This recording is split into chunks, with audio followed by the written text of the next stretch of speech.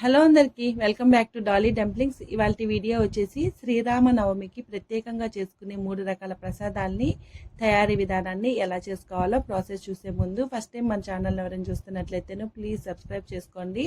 పానకము, చలిమిడి, వడపప్పుని ఎలా చేసుకోవాలో ప్రాసెస్ చూసేద్దాము. అలాగే మీరు ఏ ప్రసాదాలు చేస్తారో కామెంట్లో చెప్పండి. ఇప్పుడు ఈ పానకాన్ని ఎలా చేసుకోవాలో ప్రాసెస్ చూసేద్దాము. దీనికోసం ఒక బౌల్ని తీసుకొని 1 కప్పు బెల్లం తురుముని వేసుకొని 1 కప్పు బెల్లం తురుముకి 1 కప్పు వరకు వాటర్ని వేసుకోవాలి. నేను ఇక్కడ 50 గ్రాముల బెల్లాన్ని తీసుకున్నానండి. ఇప్పుడు ఒక 5 నిమిషాలు పక్కకు ఉంచేసినట్లయితేను ఈ బెల్లం అనేది బాగా కరిగిపోతుందండి. అలాగే మధ్య మధ్యలో కలుపుతూ ఉండాలి, బెల్లం త్వరగా కరిగిపోతుంది. ఇప్పుడు ఈ బెల్లం నీళ్ళని పక్కకు ఉంచేసి ఒక బౌల్లో 2 టేబుల్ స్పూన్లు మిరియాలు అలాగే 7 యాలకల్ని వేసుకొని కాస్త బరక ఉండేలాగా మిక్సీ పట్టుకోవాలి. పాకం చేసుకోవడం కోసం ఒక బౌల్ని తీసుకొని ఇందులో ముందుగా మనం కరగబెట్టుకున్న బెల్లం నీళ్ళని ఫిల్టర్ చేసి తీసుకోవాలి. ఇలా ఫిల్టర్ చేయడం వల్ల ఏదైనా డస్ట్ పార్టికల్స్ ఉంటే వచ్చేస్తాయండి. అలాగే 1 కప్పు బెల్లం నీళ్ళకి 4 కప్పుల వరకు వాటర్ని వేసుకొని ఇందులో మనం ముందుగా మిక్సీ పట్టుకున్న మిరియాల పొడిని వేసుకోవాలి. అలాగే యాలకుల్ని వేసుకోవాలి. ఇందులోనే ఒక 1/2 టేబుల్ స్పూన్ వరకు సొంటి పొడిని వేసుకోవాలి. మీ దగ్గర సొంటి పొడి లేకపోతే 1 టేబుల్ స్పూన్ వరకు అల్లాన్ని రసాన్ని వేసుకోవచ్చండి. అలాగే ఒక 1/2 టేబుల్ స్పూన్ వరకు సాల్ట్ వేసుకోవాలి. నేను సొంటి పొడిలోనే సాల్ట్ని వేసుకొని మిక్సీ పట్టుకున్నానండి.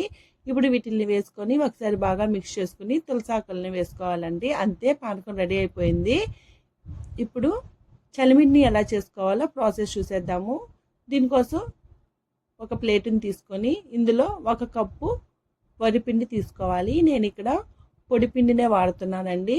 1 కప్పు వరిపిండికి 1/2 కప్పు బెల్లం తురుముని వేసుకొని ఈ రెండింటిని ఒక మిక్సీ జార్లోకి వేసుకొని ఒకసారి మిక్సీ పట్టి తీసుకోవాలి. ఇలా మిక్సీ పట్టి తీసుకోవడం వల్ల ఈ బెల్లం అనేది పిండికి బాగా మిక్స్ అవుతుందండి. ఇలా బాగా మిక్స్ చేసుకొని ఇప్పుడు ఇందులో కొన్ని ఎండు కొబ్బరిని నెయ్యిలో వేసుకొని వేయించి వేసుకోవాలి. మీ దగ్గర పచ్చి కొబ్బరి ఉంటే కూడా వేసుకోవచ్చండి.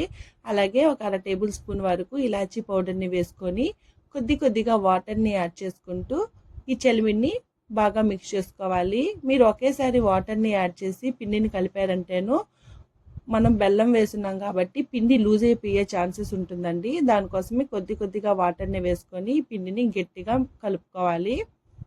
ఇలా బాగా మిక్స్ చేసుకున్న తర్వాత ఇందులో 1 టేబుల్ స్పూన్ వరకు నెయ్యిని వేసుకొని మరోసారి బాగా కలుపుకోవాలి.